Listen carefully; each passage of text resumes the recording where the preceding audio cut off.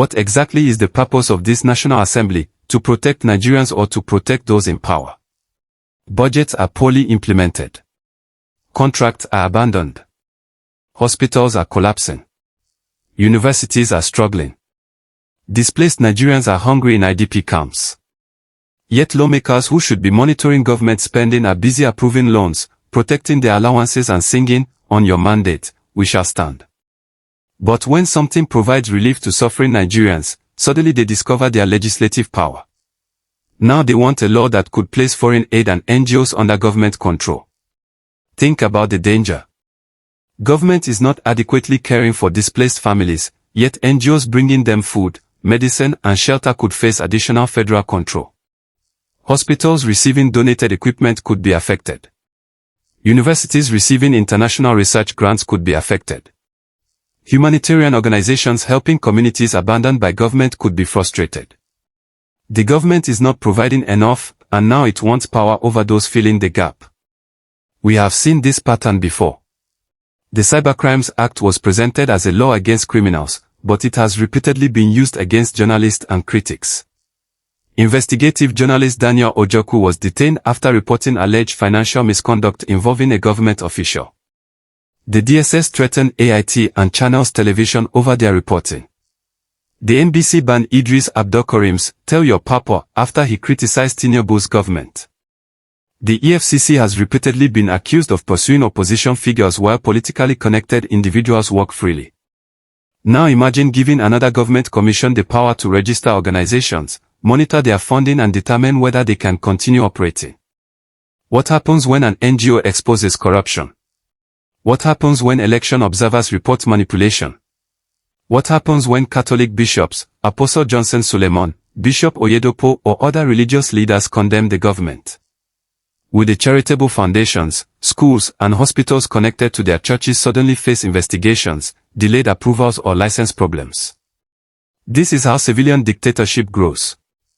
Not necessarily with soldiers and guns, but with licenses, commissions, arrest and selective enforcement. A government that controls every independent voice will eventually become answerable to nobody.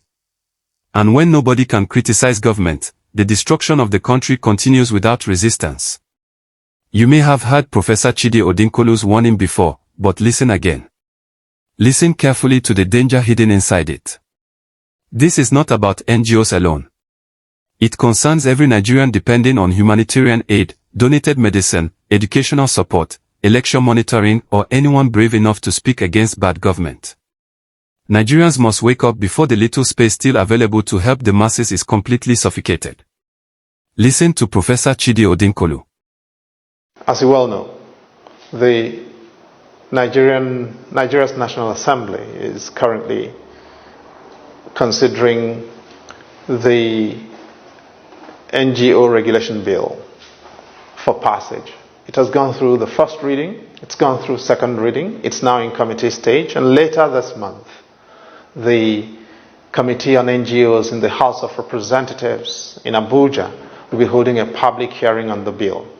And it's important that you understand what this bill means and its implications for both yourself as a citizen and for the country in general. And let me be clear. This is the most dangerous piece of legislation that has come for consideration in the National Assembly since the return to civil rule in 1999. It covers the activities of every entity and everybody that is not government.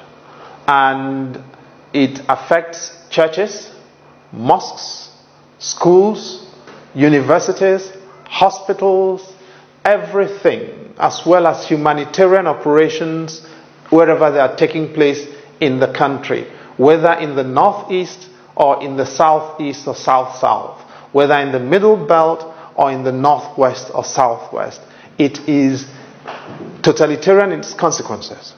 Now, what does the bill require?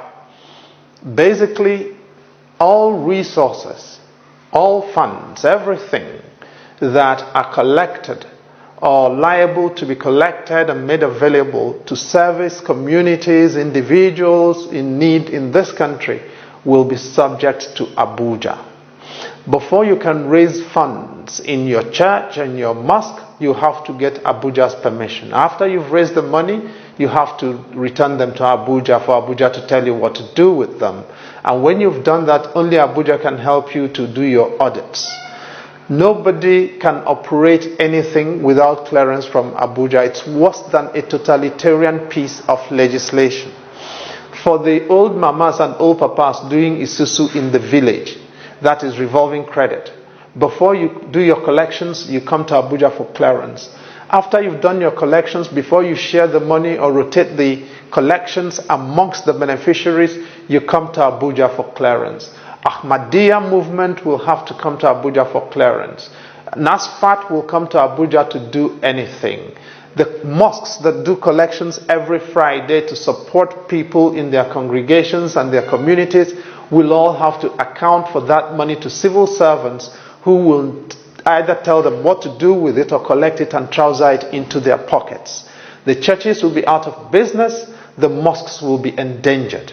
This is what the legislators want us to subscribe to. And as a citizen, you've got to understand that this means that there will be no voice of criticism for government. Nobody can tell government anything.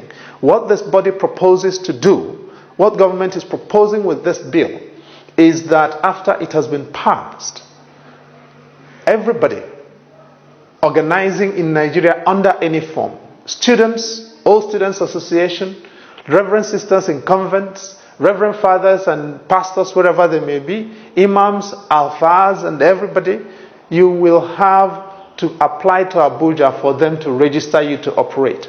If they agree to register, they can refuse to register you, in which case you cannot do anything.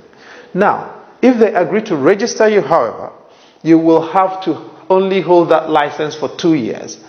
After those 2 years, you will have to apply for them to renew your license. If they agree at that time to renew your license, you can continue operating for another 2 years. If they don't agree, that license lapses. If you try to do anything without that license, you'll be liable to be imprisoned for 18 months, summarily. And so, now the problem is we will not have enough prisons for the number of people who will go to jail under this law. And if they are sympathetic and agree not to send you to jail, you may be let go with a fine of 500,000 naira. The civil servants will collect this money in the name of the politicians. It will be used to fire up political power that will not be accountable to any one of us.